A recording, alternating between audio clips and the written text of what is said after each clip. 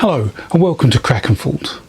Depending on how you envisage Thor and Freyja, you will find the imagery presented in Thrym's poem of the Poetic Edda rather amusing. The Thor is the most masculine of gods, Freyja's reputation for promiscuity making the story possible, and all because a Jotun King wants to marry into the Aesir. So welcome to a Viking comedy, and welcome to Krakenfold.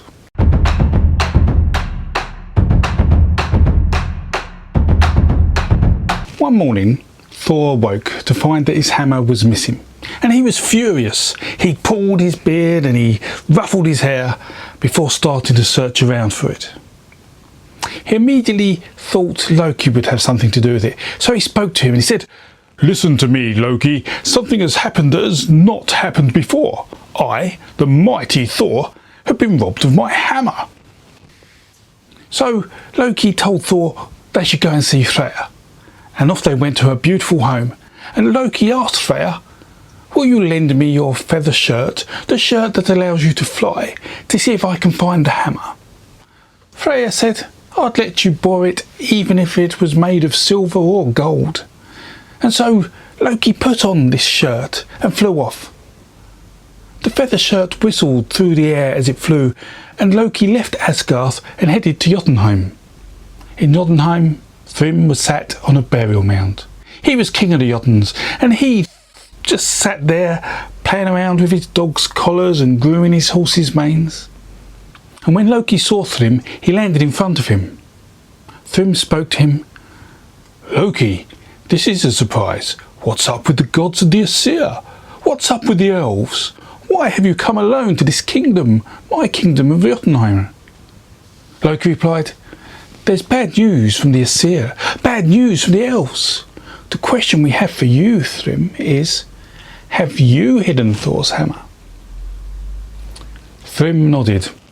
"I have hidden Thor's hammer 8 leagues under the earth, where no man will ever be able to retrieve it, unless, that is, the gods allow Freyja to be my wife."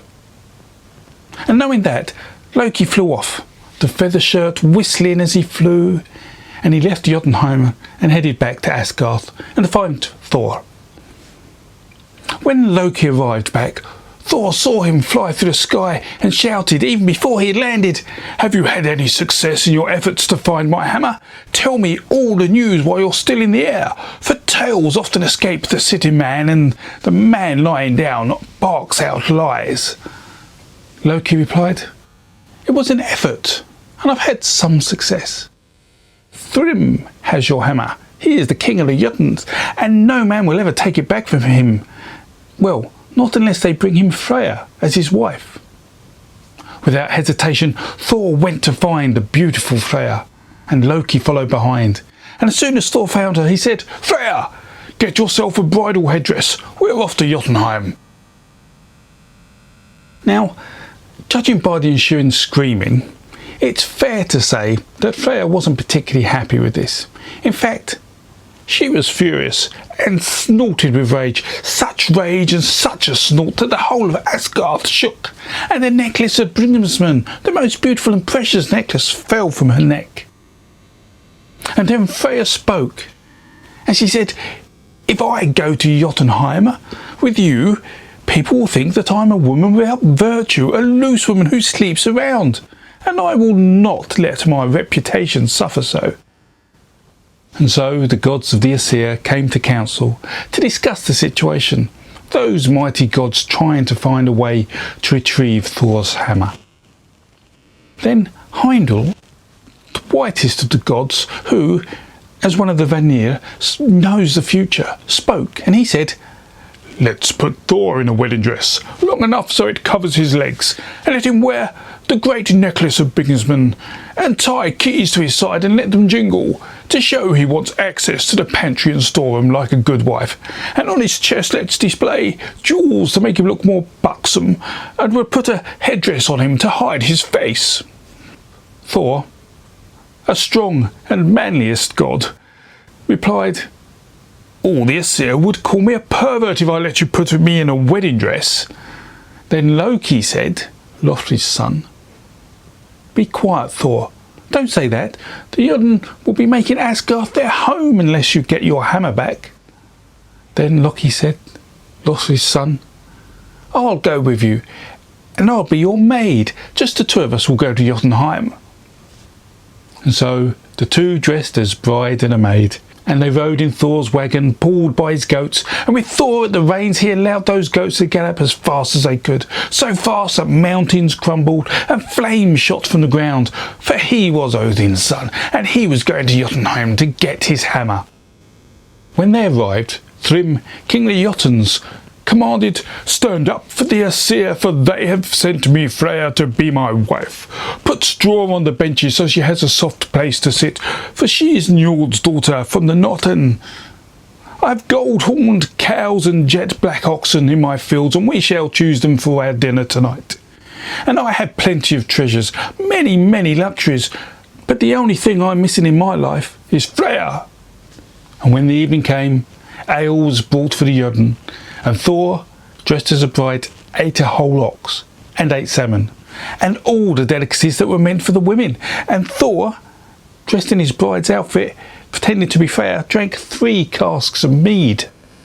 Having seen what his soon-to-be bride had eaten and drunk, the king of the Jotun said, Where have you seen brides eating more ravenously? I've never seen any brides with a broader bite, nor any girl drink so much mead. Loki, in his best maid's voice, retorted, Freyja ate nothing for 8 nights, as she was so eager to come to Jotunheim. Thrym looked at his soon-to-be wife and went to kiss her and lifted her veil a little, but he sprang back in surprise at what he saw. Why are Freyja's eyes so terrifying? It seems to me fire is burning from them, he said in a quizzical way. Loki, in his best maid's voice, retorted, Freyja did not sleep for 8 nights, as she was so eager to come to Jotunheim. So eager to come to Jotunheim she was. And then in walked the wretched sister of Thrym, and she asked for a gift from the bride. Let me have the gold rings from your arms to show that you love me, and I will love you and show you affection and will bless your marriage. Then Thrym, king of the Jotun, said, Bring in the hammer to bless the bride. Lay Mjollnir on the bride's lap, and let Var, the goddess of blessings between man and woman, sanctify our partnership. Then Thor, full of courage, laughed with all his heart as the hammer was placed on his lap. He picked the hammer up, jumped up, and swung it at Thrym. The king of the Jotun was killed. And then Thor proceeded to fight all the Jotun in the hall, and injured and wounded them all, except, that is, for the sister of Thrym. She did not get those gold rings, but instead received a hammer blow to her head, a fatal blow. When the fight was over, Thor and Loki left Jotunheim, still dressed as a bride and a maid, although somewhat more covered in blood than they were when they arrived. And that is how Odin's son managed to retrieve his hammer from the Jotuns. And that was Thrym's poem from the Poetic Edda, a Viking comedy of sorts. Hope you found that interesting and amusing, and I'll do more videos soon. Till then, please stay safe and take care. And this was Krakenford.